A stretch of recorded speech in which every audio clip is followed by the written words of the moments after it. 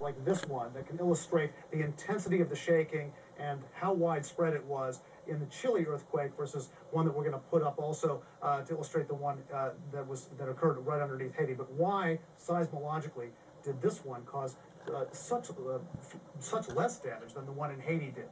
There's really two reasons, and one of them is the earthquake itself, and one of them is the state of the infrastructure. This was a huge earthquake, one of the top 5 or 6 in the last century. It broke from the epicenter here hundreds of miles along the coast of Chile. This map shows in orange colors the very strongly shaken areas where the shaking was strong enough to damage structures, and then the weaker shaking in these softer colors off here. Now, one of the reasons that Chile was buffered from this earthquake is the fact that it was a little bit off the coast and a little bit deeper.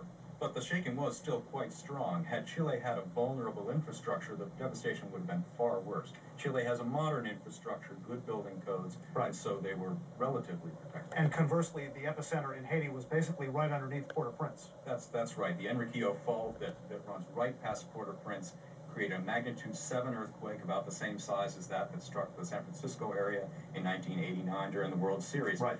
But in this case, it was a direct hit. It was a bullseye hit on Port-au-Prince, a very vulnerable city without modern codes, and as a consequence, so many buildings came down, so many people died. And we're going to go over here to this map, Wolf. We're going to show you basically the tectonic zones around the world here. And what a lot of people are asking, Mike, is that earthquake in Japan on Friday the 26th, which was less than 24 hours before the one in Chile, this was about a 7.0 that didn't do too much damage, but people are asking, is there a connection? Could this one have triggered the one in Chile?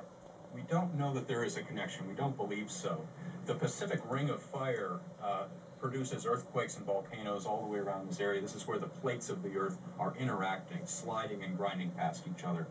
And it causes magnitude 7 earthquakes, maybe a dozen a year or more, and occasional magnitude 8 or even 9 earthquakes.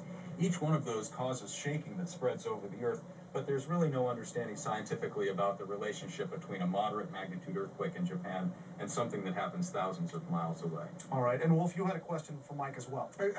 I guess the question a lot of Americans are asking, what about the continental United States, or Alaska and Hawaii for that matter? Are we due for this kind of earthquake?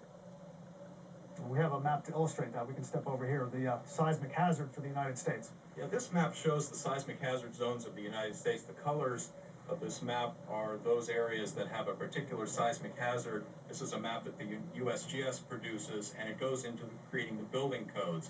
So where we have the